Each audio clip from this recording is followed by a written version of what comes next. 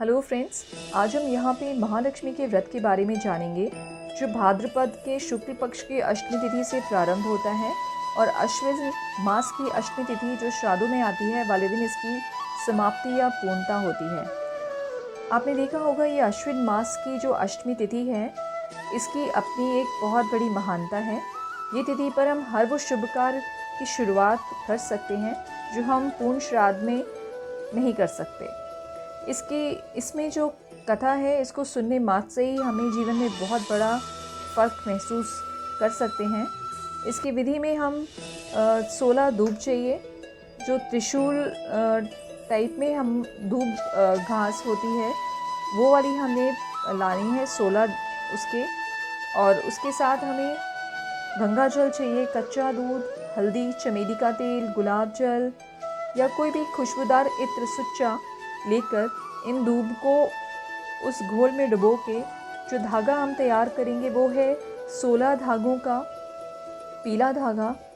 उसमें 16 गांठ बांधेंगे। वो एक पर्सन जो ये व्रत रखा है उसको एक के दो धागों को मिला के एक जोड़ी बनाएगा, वो बांधेगा। और अगर आप किसी संतान की कामना करते हैं तो एक एक्स्ट्रा सिंगल बनाएंगे जिसमें 16 धागे 16 गांठें की एक जोड़ी आप अपने बच्चे की संतान की प्राप्ति के लिए आप ऐड कर सकते हो। और इसमें जो हमने बोलना है वो ये बोलना है, हे महालक्ष्मी, हम आपको 16 तंदी 16 गंडी का ये धागा बना के हम अपनी जो भी आपकी मनोकामना है उसके लिए आशीर्वाद चाहते हैं, बोलना है। इसमें हमें पटरा चाहिए होता है जिसपे हम मिट्टी की महालक्ष्मी लाते हैं और कलश और चौकी के साथ स्थापित करते हैं, जैसे कि हम गणपति या दुर्गा के नवरात्रों में करते हैं। और इनको वैसे ही हम सुंदर से सजा के इनको भोग अर्पण करते हैं बिना प्याज लहसुन के। इसमें आप व्रत भी रख सकते हो, कई लोग इसका फलाहार व्रत रखते हैं जैसे कि हम नवरात्रि रखते हैं। कई लोग एक टाइम अनाज का खाने का करते हैं।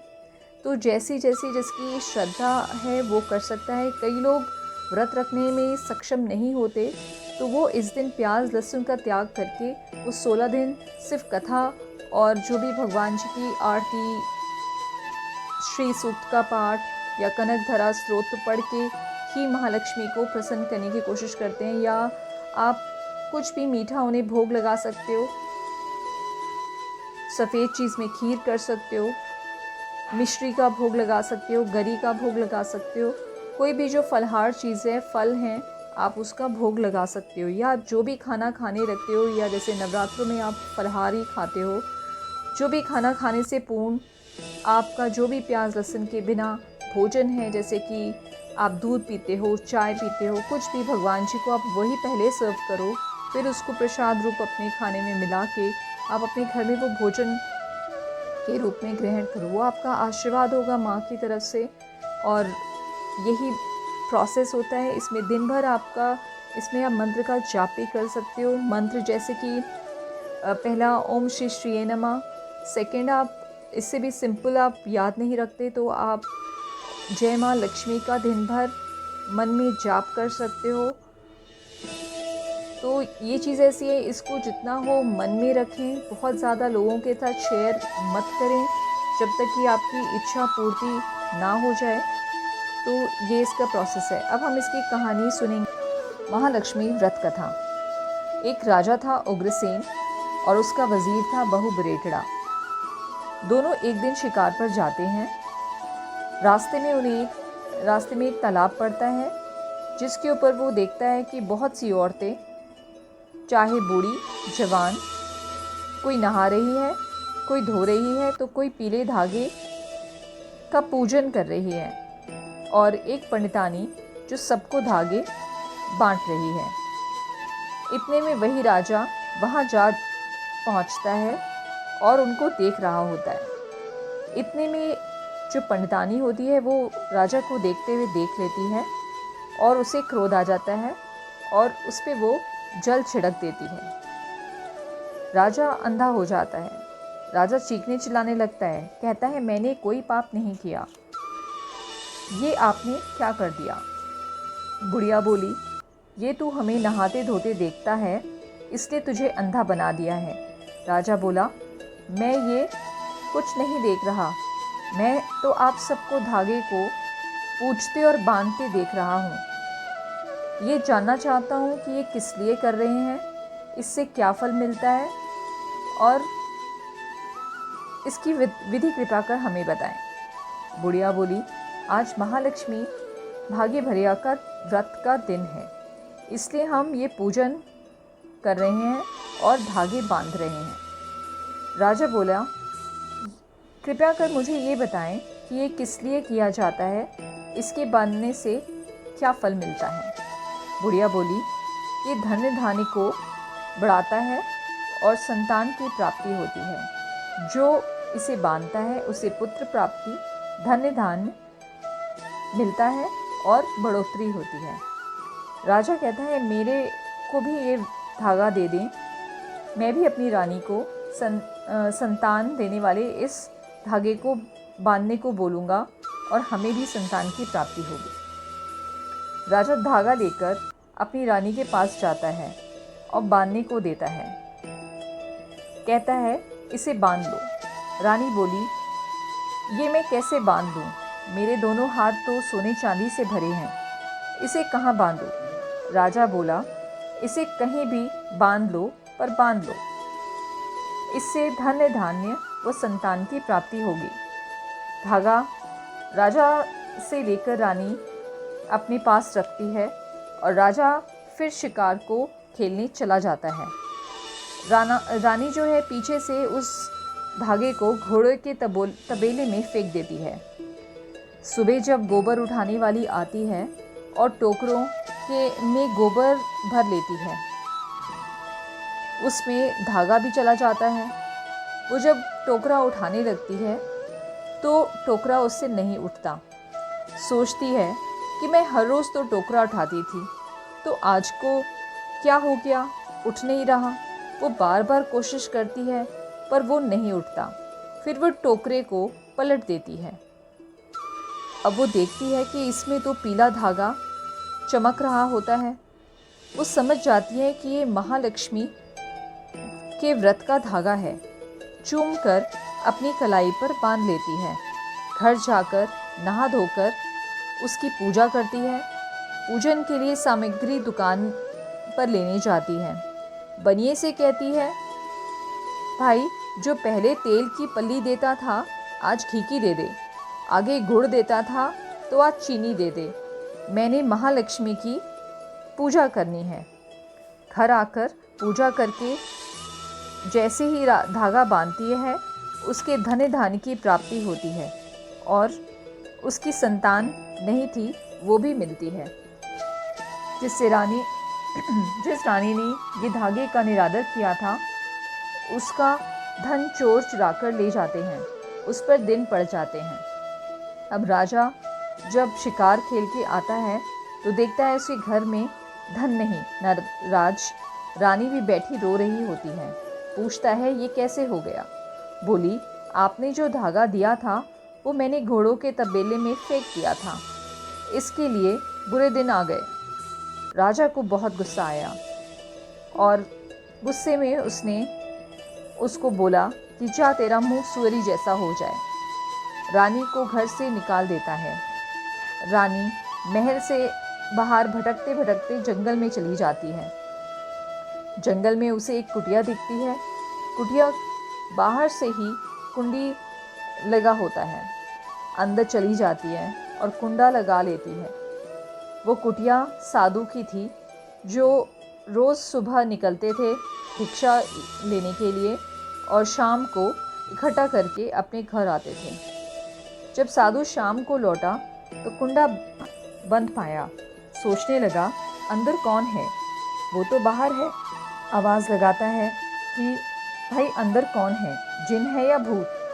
अंदर से आवाज़ आती है कि मैं ना जिन हूँ ना भूत हूँ, मैं एक राजा की पुत्री हूँ। अगर आप हमें धर्म की पुत्री बनाते हैं तो मैं दरवाज़ा खोल दूंगी।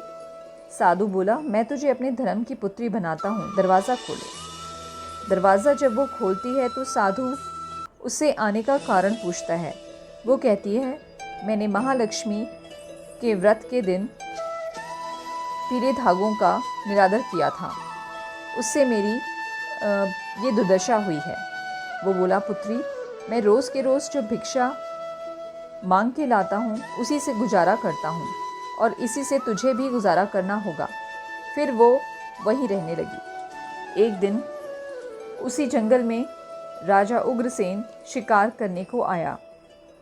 वहाँ उसे 2 तीतर मिले। तीतर मारकर उसने अपने वज़ीर को दिए।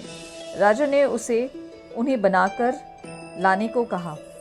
वज़ीर बोला, राजा, इस जंगल में दूर दूर तक कोई नहीं दिखता, मैं इसे कहाँ से बना के लाऊं? राजा बोला, मुझे नहीं पता, जा कहीं से भी बना कर ला, मुझे भूख लगी है। वज़ीर ढूंढते ढूंढते दूर निकल जाता है। उसे एक कुटिया नज़र आती है, उसमें से धुआं निकल रहा होता है। अंदर चला जाता है, देखता है राजा की रानी बैठी हुई है। वो कहता है, मेरा राजा बहुत भूखा प्यासा बैठा है, मैं तीतर भून लूँ? वो कहती, हाँ भून लो। तीतर को वो भूनने के लिए रख कर रानी को देखता रहता है और सोचता है कि मैंने कहीं देखा हुआ है। इसी दौरान तीतर जल जाते हैं। वो रोने लगता है कि अब मेरा राजा मुझे डांटेगा। रानी कहती है, डरो मत, ये तो तुझे मैं ठीक कर दूंगी, पर तुम मेरा नाम मत लेना। तीतर लेकर वो उन्हें साफ करके पास के हरनिए का दूध कड़ रहा होता है, उसमें तीतर डाल देती है। जब वो पक जाते हैं तो उसे वो मसाला लगाकर दे देती है। वो लेकर राजा को देता है और उसे फ़ौरन अपनी रानी की याद आ जाती है। फिर कि ये ऐसे तो मेरी पत्नी घुमनी बनाती थी। वो वज़ीर से पूछता है कि ये तीतर किसने बनाए हैं? वो कहता है, ये मैंने ही बनाए हैं। राजा कहता है, नहीं, ये तो मेरी रानी धुमनी के हाथ का बने हुए हैं, सच बता, नहीं तो मार दूंगा। वज़ीर डरकर सच बोल देता है। वो कहता है कि मुझे उसी जगह पर लेकर चल जहाँ से ये बनाए थे। वहाँ उसे ले जाता है। राजा देखता है कि ये तो मेरी रानी धुमनी बैठी है। साधु के साथ राजा बोला, ये तो मेरी रानी है, आपके पास कैसे? ये तो मेरी साधु बोला, ये तो मेरी पुत्री है, तेरी रानी कहाँ से आई? वो कहता है, नहीं, ये मेरी रानी है। साधु बोला, नहीं, ये मेरी पुत्री है। राजा बोला, ये मेरी रानी है जो खो गई थी। तो साधु बोलता है कि इतने दिन उसे ढूंढा क्यों नहीं? अगर घर की कोई चीज़ खो जाए तो हम 10 बार ढूंढते हैं, मगर तूने तो उसे ढूंढा ही नहीं। राजा कहते हैं, चाहे वो मेरी पुत्री हो या तेरी रानी, मैं उसे बिना ब्याहे नहीं दे सकता। राजा बोलता है, मैंने इसे ले ही जाना है। साधु कहता है, तो फिर पहले अपनी रानी के लिए बारात लेके आ, फिर तुझे रानी मिलेगी। राजा कहता है कि मैं गाजे बाजे के साथ रानी को लेके जाऊंगा। वो बारात लेके आता है, उनकी शादी हो जाती है धूमधाम से और फिर साधु उसे विदा करता है तो सुबह सब कुछ उसके साथ चल पड़ता है। पेड़ पौधे, ज़मीन, सब कुछ चल पड़ते हैं। लोग कहते हैं कि सब अपनी बेटी को सब कुछ देते हैं, पर आपने तो पृथ्वी, पौधे, सब कुछ ही दे दिया, हमारा क्या होगा, हम कहाँ रहेंगे? फिर साधु ने जौ वड़ेवे मंगवाए और रानी के हाथ में देकर पीछे फेंकने को कहा और अब सब कुछ जहाँ का तहाँ रह गया। फिर डोली चली।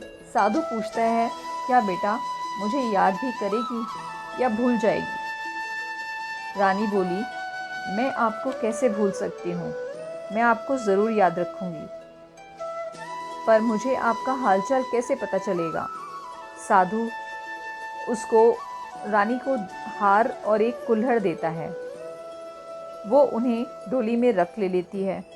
साधु बोलता है कि जब ये हार कुम्हलाएगा तो समझना कि तेरा पिता समा गया है, और जब ये कुज्जा हिल जाएगा तो समझना कि तेरा पिता चल गया है। वो कहती है ठीक है। थोड़ी दूर डोली के जाने के बाद वो देखती है कि हार कुम्हला जाता है और कुज्जा भी हिल जाता है। वो राजा से कहती है कि मेरी डोली वापस ले चलो, मेरे पिता समा गए हैं। रानी वापस आकर देखती है तो साधु जो धर्म पिता था वो हंस रहा होता है। रानी कहती है पिता ये क्या? तो कहता है कि मैंने तेरी परीक्षा ली है, तू सच में मेरी पुत्री है या सिर्फ मेरे धर्म की? कहता है अब तू अपने घर जा। जब रानी घर वापस जाती है तो अगले दिन महालक्ष्मी के व्रत का दिन होता है। राजा उसे फिर धागे लाके देता है। वो अब उसको अच्छी तरह से पूजा करके विधि विधान से अपनी कलाई पर बांधती है और लक्ष्मी माँ के व्रत की पूजा करती है। उसके सब कुछ पहले जैसा ही हो जाता है। धन्य धान्य राज्य सब कुछ मिल जाता है और उनकी संतान नहीं होती है, उसकी भी प्राप्ति होती है।